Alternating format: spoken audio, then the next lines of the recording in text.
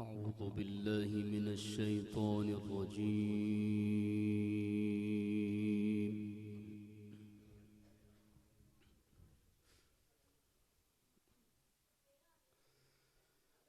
بسم الله الرحمن الرحيم.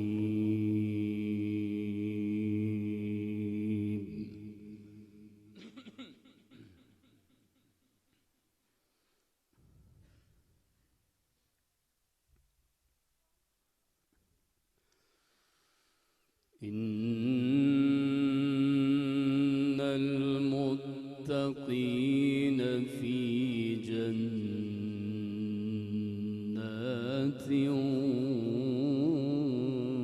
ونهر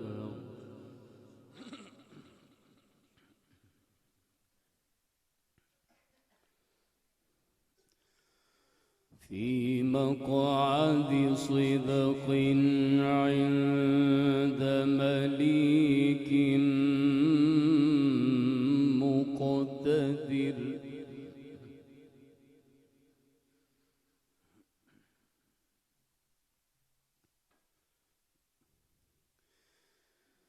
إن المتقين في جنات ونهر في مقعد صدق عند مليك.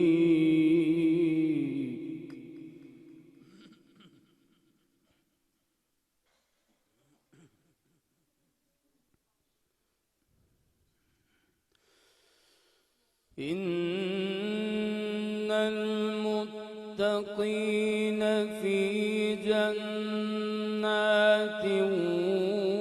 ونهر في مقعد صدق عند مليك مقتدر.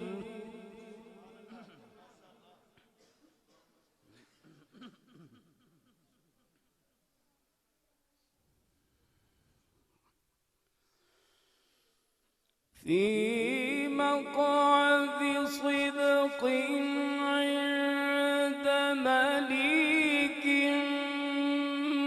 مقتدر. بسم الله الرحمن الرحيم.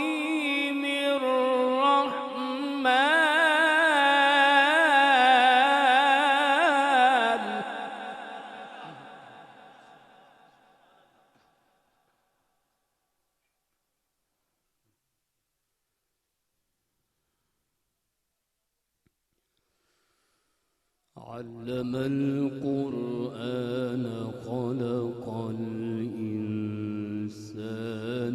علمه البيان.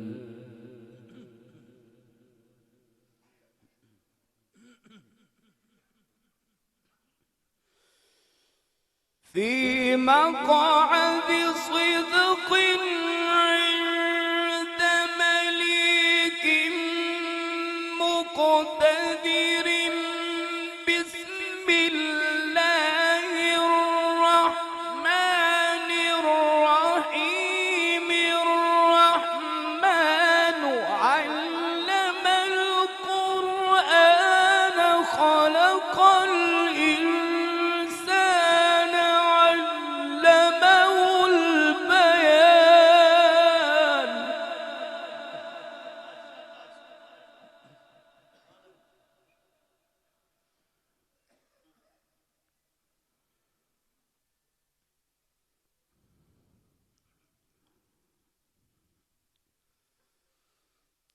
خلق الإنسان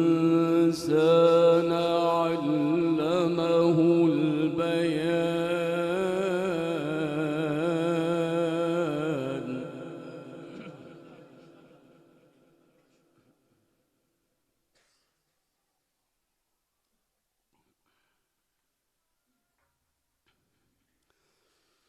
الشمس والقمر بحسبان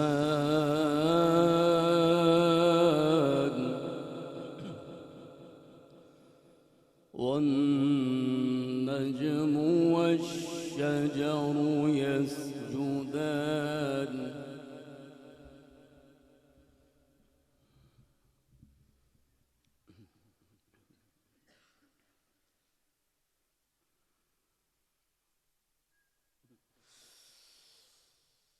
في مقعد صدق عند مليك مقتدر بسم الله الرحمن الرحيم الرحمن علم القرآن خلق الإنسان علمه البيان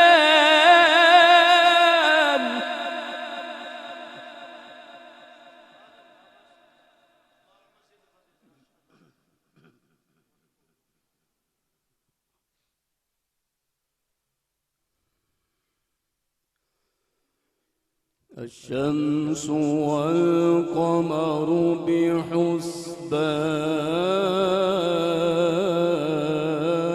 بحسبان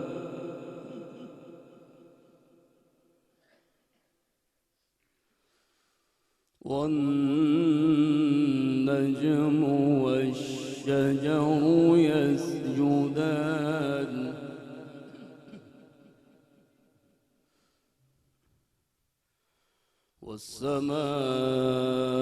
والسماء رفعها ووضع الميزان ألا تطغوا في الميزان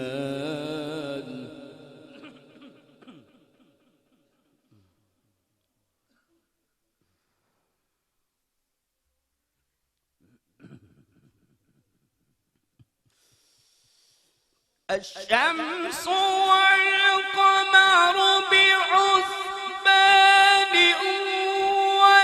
والنجم والشجر يسجدان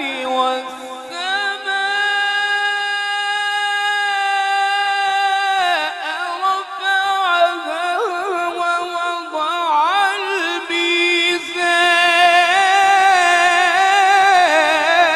الميزان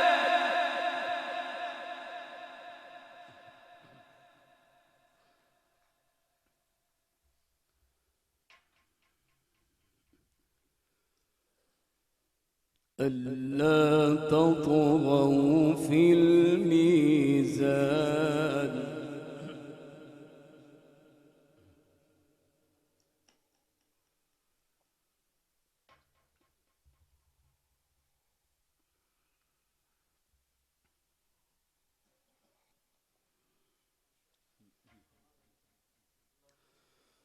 الشمس والقمر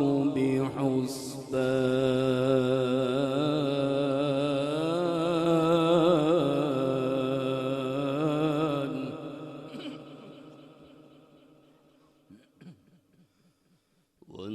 والنجم والشجر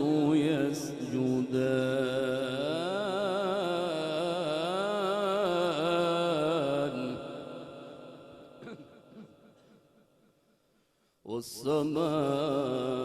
والسماء رفعها ووضع الميزان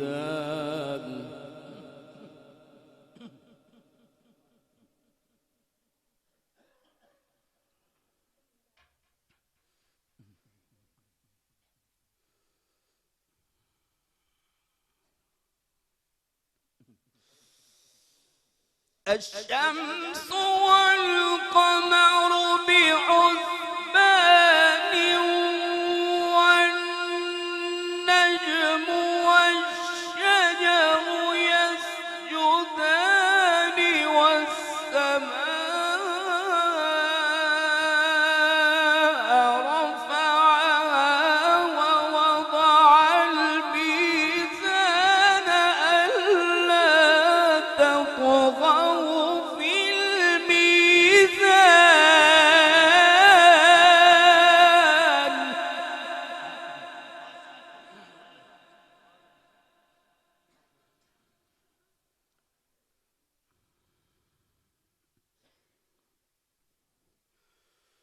وأقيموا الوزن بالقسط ولا تخسروا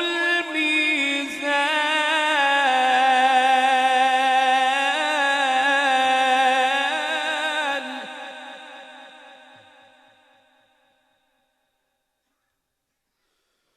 والأرض وضعها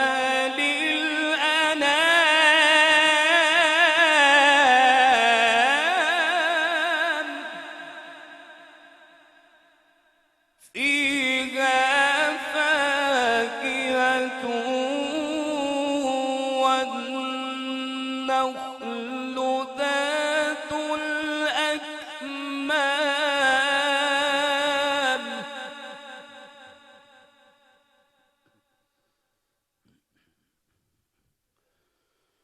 والحب ذو العصف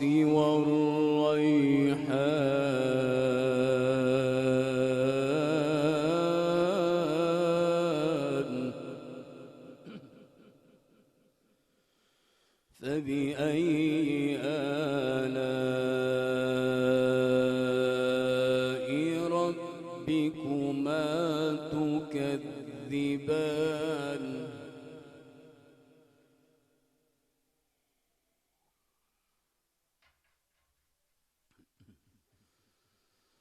خلق الإنسان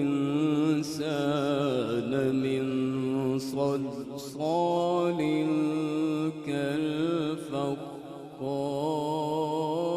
كالفخار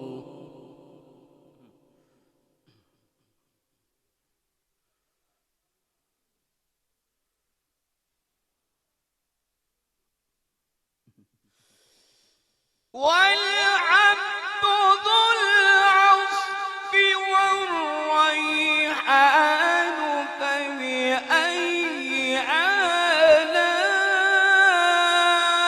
آلاء ربكما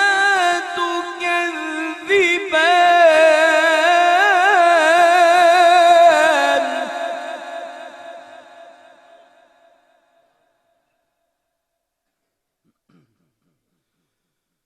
خلق الإنسان من صلصال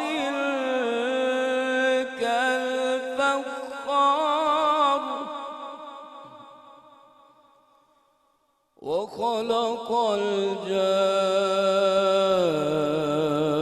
الجان من مارج من نار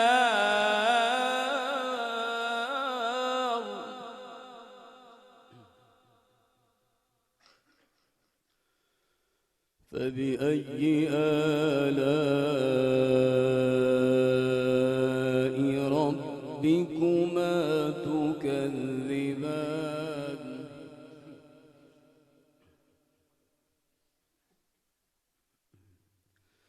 رب المشرقين ورب المغربين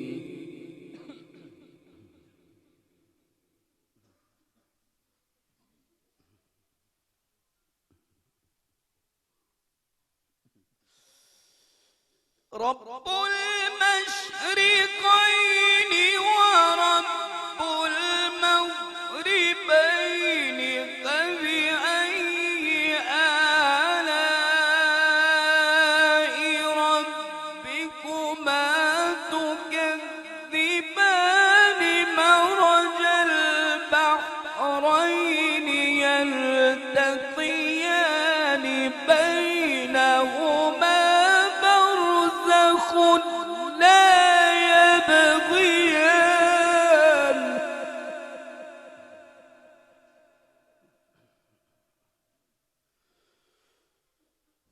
فبأي آلاء ربكما تكذبان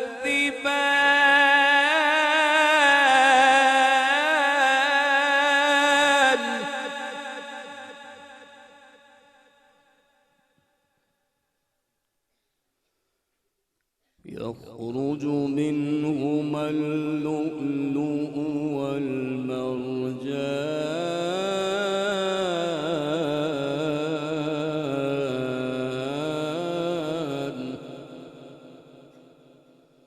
فبأي آلاء ربكما تكذبان بسم الله الرحمن الرحيم والضحى والليل إذا سجى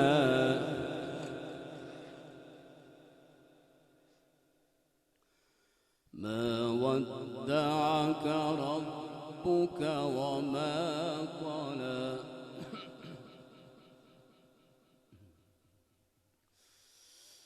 والضحى والليل إذا سجى ما ودعك ربك وما قلى وللآخرة خير لك من الأولى ولسوف يعطيك ربك فترضى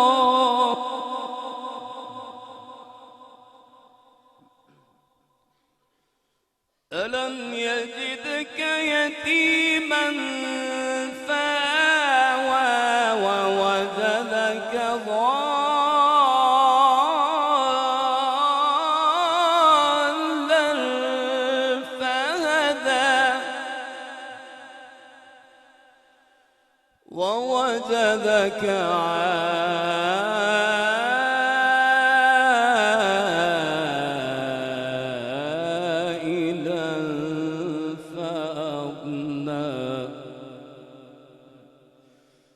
فأما اليتيم فلا تقهر وأما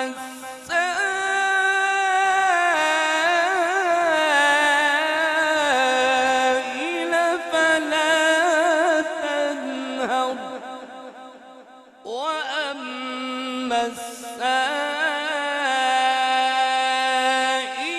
فلا تنهر وأما بنعمة ربك فحدث صدق الله العظيم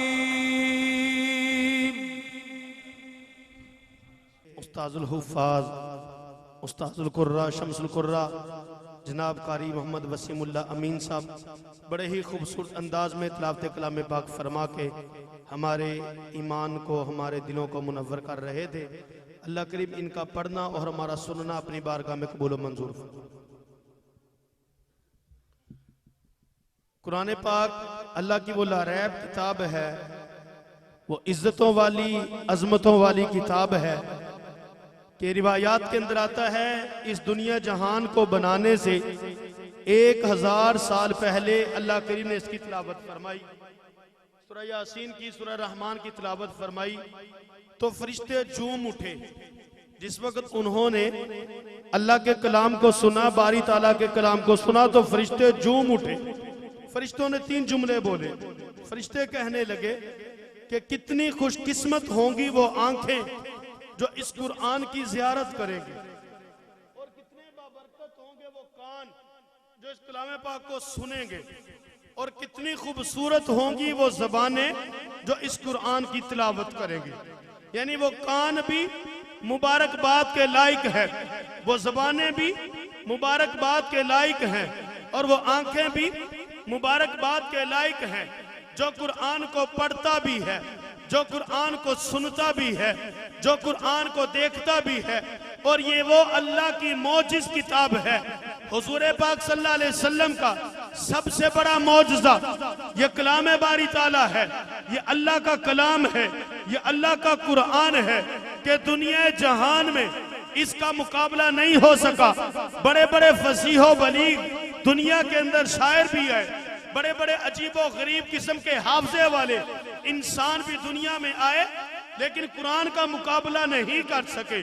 یہ ایسی اللہ کی وہ کتاب ہے، لا ریب کتاب ہے، بے عیب کتاب ہے، بے مثل کتاب ہے، بے مثال کتاب ہے، جس کے جیسی کتاب کوئی نہیں، جی جیسا اللہ کا کلام کوئی نہیں. تورات بھی اللہ کی کتاب ہے لیکن محض کتاب ہے، کلام نہیں ہے. زبور بھی کتاب ہے، محض کتاب ہے، کلام نہیں ہے. انجیل بھی کتاب ہے، محض کتاب ہے، کلام نہیں ہے. اور ان کتابوں کو اللہ نے نازل کیا، حفاظت کا ذمہ کوئی نہ لیا، حفاظت کی گارنٹی کوئی نہ لی. تورات دے دی حضرت موسیٰ کو، زبور دے دی حضرت داؤد کو، انجیل دے دی حضرت عیسیٰ کو. یہ میرے پیارے موسیٰ تورات لے جا، میرے پیارے داؤد زبور لے جا، میرے پیارے عیسیٰ انجیل لے جا. محض کتاب اللہ ہے، کلام اللہ نہیں ہے. اور یہ قرآن کو شان ملی ہے، یہ قرآن کو مقام ملا ہے، یہ قرآن کو عزت ملی ہے، یہ قرآن کو عظمت ملی ہے، یہ قرآن کو مرتبہ ملا ہے، یہ قرآن کو اعزاز ملا ہے. یہ قرآن پاک کا اکرام ہے کہ قرآن پاک جیسا آیا من ان ویسا موجود ہے. دنیا میں بڑے بڑے آئے قرآن میں تبدیلی کرنے والے لیکن تبدیلی نہ کر سکے. زبور کو لوگوں نے بدل دیا، انجیل کو لوگوں نے بدل دیا، تورات کو لوگوں نے بدل دیا، لیکن قرآن پاک جیسا اوپر سے آیا تھا ویسا محفوظ ہے اور انشاءاللہ قیامت تک محفوظ رہے گا. بیچنے والی رب کی ذات ہے، لے کر آنے والا جبرائیل ہے، جس کے سینے پہ آیا امام الانبیاء ہے، محبوب الانبیاء ہے، سردار الانبیاء ہے، سراج الانبیاء ہے. وہ پیارا نبی ہے، محبوب نبی ہے، سونا نبی ہے، رب کا لاڈلا نبی ہے. اللہ نے کتاب دی ہے، اللہ نے کلام دیا ہے. فرشتے جھوم اٹھتے ہیں، یا اللہ یہ موسیٰ بھی آئے گا، کہا موسیٰ کے لیے نہیں ہے. یا اللہ یہ عیسیٰ بھی آئے گا، کہا عیسیٰ کے لیے نہیں ہے. یا اللہ یہ ابراہیم بھی آئے گا، کہا ابراہیم کے لیے نہیں ہے. یا اللہ کس پہ آئے گا، کس نبی بھی آئے گا، کس پیغمبر بھی آئے گا، کس رسول بھی آئے گا اور کس امت کو ملے گا. رب نے خوش ہو کے فرمایا یہ آدم کو نہیں ملے گا، یہ موسیٰ کو نہیں ملے گا، عیسیٰ کو نہیں ملے گا، ابراہیم کو نہیں ملے گا، اسماعیل کو نہیں ملے گا، یونس کو نہیں ملے گا، ہارون کو نہیں ملے گا، داؤد کو نہیں ملے گا، زکریا کو نہیں ملے گا، یحییٰ کو نہیں ملے گا، یونس کو نہیں ملے گا، موسیٰ کو نہیں ملے گا، عیسیٰ کو نہیں ملے گا، داؤد کو نہیں ملے گا، ذوالکفل کو نہیں ملے گا. یہ میں کلام اپنے پیارے محبوب کو عطا کروں گا، سونے نبی کے سینے پہ اتاروں گا، ان کے قلب اطہر پہ اتاروں گا. وہ امت کو دیتے جائیں گے. وہ ابو بکر کو پڑھائے گا، وہ عمر کو پڑھائے گا، عثمان کو پڑھائے گا، علی کو پڑھائے گا، طلحہ کو پڑھائے گا، سعد کو پڑھائے گا، سعید کو پڑھائے گا، زبیر کو، حبشے کے کالے بلال کو پڑھائے گا. وہی بلال جب میرے نبی کے سینے سے سینہ لگائے گا، میرے نبی کے ہاتھوں پہ ہاتھ دے گا، بلال دنیا میں چلے گا، کھٹکا جنت میں جائے گا.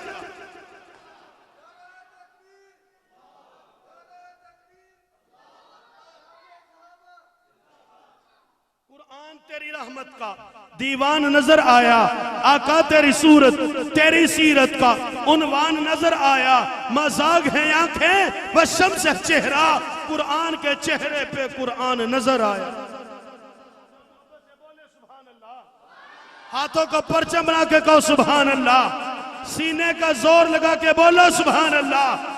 لوگوں ایک یہ قرآن ہے جو 30 پاروں میں بند ہو گیا، جس کو میں بھی پڑھتا ہوں، آپ بھی پڑھتے ہیں، چھوٹا بچہ بھی پڑھتا ہے، اور یہ اللہ کے قرآن کی شان ہے. ایک وقت آیا تھا انگریز نے للکار کے کہا تھا مسلمانوں میں قرآن کو جلا دوں گا، مسلمانوں میں قرآن کو آگ لگا دوں گا، مسلمانوں میں دریا کی نظر کر دوں گا، سمندروں کی نظر کر دوں گا، اس کا پیج پیج کر دوں گا. کہاں سے قرآن لاؤ گے، کہاں سے کلام لاؤ گے، کہاں سے کتاب لاؤ گے، سینے مزین کیسے کرو گے، دلوں کو پرنور کیسے کرو گے. سید عطا اللہ شاہ بخاری شاہ صاحب رحمہ اللہ نے چھوٹے چھوٹے معصوم بچے پکڑے، کوئی 5 سال کا، کوئی 10 سال کا، کوئی 12 سال کا، کوئی 7 سال کا، کوئی 9 سال کا، اور جا کے انگریز کے سامنے کھڑے کیے، انگریز کو للکار کے کہا، اوے انگریز، فتنہ انگیز، تو قرآن پاک کو ورقوں سے چلا سکتا ہے، ان بچوں کے سینوں سے چلا کے دکھا۔ جنہوں نے اپنے سینے میں رب کا قرآن محفوظ کیا ہے، اور یہ قرآن کا موضوع ہے، 5 سالہ بچہ بھی حفظ کر سکتا ہے، 10 سالہ بھی کر سکتا ہے، 20 سالہ جوان بھی حفظ کر سکتا ہے، 100 سال کا بوڑھا بندہ بھی حفظ کر سکتا ہے۔ اور یہ اللہ کی کتاب وہ ہے، وہ کلام ہے، وہ اس کو شان ملی ہے، دنیا میں ایسی شان کسی اور کتاب کو نہ ملی، کسی اور کلام کو نہ ملی۔ اسی لیے پھر شاعر نے کہا ہے، قرآن تیری رحمت کا دیوان نظر آیا، آقا تیری صورت تیری سیرت کا عنوان نظر آیا، مازاغ ہے آنکھیں وہ شمس چہرہ، قرآن کے چہرے پہ قرآن نظر آیا۔ لوگوں، ایک یہ قرآن ہے جو 30 پاروں میں بند ہے، ایک وہ قرآن ہے جسے آمنہ کا لال عبداللہ کا لخت جگر کہتے ہیں۔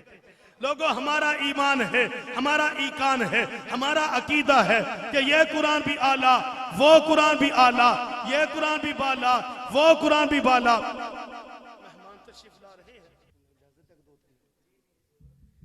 تو میں عرض یہ کر رہا تھا کہ لوگوں، ہمارا یہ ایمان ہے، ہمارا عقیدہ ہے، ہمارا مسلک ہے، ہمارا نظریہ ہے، ہمارا یہ کاز ہے، ہمارا یہ مشن ہے، ہمارا یہ موقف ہے کہ یہ قرآن جو 30 پاروں میں بند ہو گیا، یہ قرآن بھی اعلیٰ، اس کا مقابلہ بھی کوئی نہیں کر سکتا، اس کی مثل کلام کوئی نہیں ہو سکتا، یہ بے مثل ہے، بے مثال ہے، بے عیب ہے، لا ریب ہے۔ لوگوں، یہ کلام بھی اعلیٰ، یہ قرآن بھی اعلیٰ جو 30 پاروں میں بند ہے، وہ قرآن جسے آمنہ کا لال کہتے ہیں، عبداللہ کا لخت جگر کہتے ہیں، ہمارا عقیدہ اور ایمان ہے، ہمارا مسلک ہے، ہمارا نظریہ ہے، ہمارا موقف ہے کہ یہ قرآن بھی اعلیٰ، وہ قرآن بھی اعلیٰ، یہ قرآن بھی بالا، وہ قرآن بھی بالا، یہ قرآن بھی سچا، وہ قرآن بھی سچا، یہ قرآن بھی سچا، وہ قرآن بھی سچا، یہ قرآن بھی رحمت، وہ قرآن بھی رحمت، یہ قرآن بھی برکت، وہ قرآن بھی برکت، اس میں بھی باغپن، اس میں بھی باغپن، اس میں بھی رانائیاں، اس میں بھی رانائیاں، دونوں میں فرق اتنا ہے، اس قرآن کے پارے ہنسی، اس قرآن کے نظارے ہنسی، اس قرآن کے پارے ہنسی، اس قرآن کے نظارے ہنسی، اس قرآن کی سطریں کالی، اس قرآن کی زلفیں کالی، یہ قرآن کتابوں کا سردار، وہ قرآن نبیوں کا سردار، جو اسے پڑھتا ہے وہ قاری بنتا ہے، جو اسے پڑھتا ہے صحابی بنتا ہے۔ یہ قرآن رحل کی گود میں، وہ قرآن صدیق کی گود میں۔ سارا قرآن تیرا رنگ بیان لگتا ہے آقا، سارا قرآن تیرا رنگ بیان لگتا ہے، اس کا قاری ہوں کہ یہ تیری زبان لگتا ہے۔ نثار، جب بھی سوئے افلاک نگاہ اٹھتی ہے آقا، چاند مجھ کو تیری ایڑی کا نشان لگتا ہے۔ بلا تاخیر مائک پر آنے کے لیے دعوت سخن دیتا ہوں، خوبصورت آواز، خوبصورت انداز، دلکش لب و لہجہ کے مالک، دلکش لب و لہجہ کے مالک، ملک پاکستان کے نامور شاعر، نامور ثناخوان رسول، مداح صحابہ و اہل بیت۔ اور مجھے مولانا بتا رہے تھے کہ ان طبیعت ناساز ہے، یہ بیمار ہے، سفر کر کے دور سے آئے ہیں۔ ایک شعر ان کی نظر کرتا ہوں، مسافر ہوں سفر کر کے بڑی ہی دور آیا ہوں، مسافر ہوں سفر کر کے بڑی ہی دور آیا ہوں، نہ در پہ ہوں نہ گھر پہ ہوں، بے بالوں پر بے سایہ ہوں، محبت ہے میرا مذہب، محبت ہے میرا مسلک، یہی پیغام لایا ہوں، میں دل والوں کو دل کی بات دل سے کہنے آیا ہوں۔ دعوت سخن دے رہا ہوں، خوبصورت آواز، خوبصورت انداز، دلکش لب و لہجہ کے مالک حضرت مولانا محمد فیصل حسان صاحب لاہور سے تشریف لائے ہیں۔ حضرت مولانا ہمارے معزز مہمان حسن افضال صدیقی صاحب بھرپور نعروں سے استقبال کیجئے۔ نعرہ تکبیر، ہاتھوں کو پرچے بنائیے، فضا میں لہرائیے۔ نعرہ تکبیر، شان محمد مصطفیٰ، شان صحابہ، مقام صحابہ، نام صحابہ، عزت صحابہ، عظمت صحابہ، دفاع صحابہ، سپاہ صحابہ۔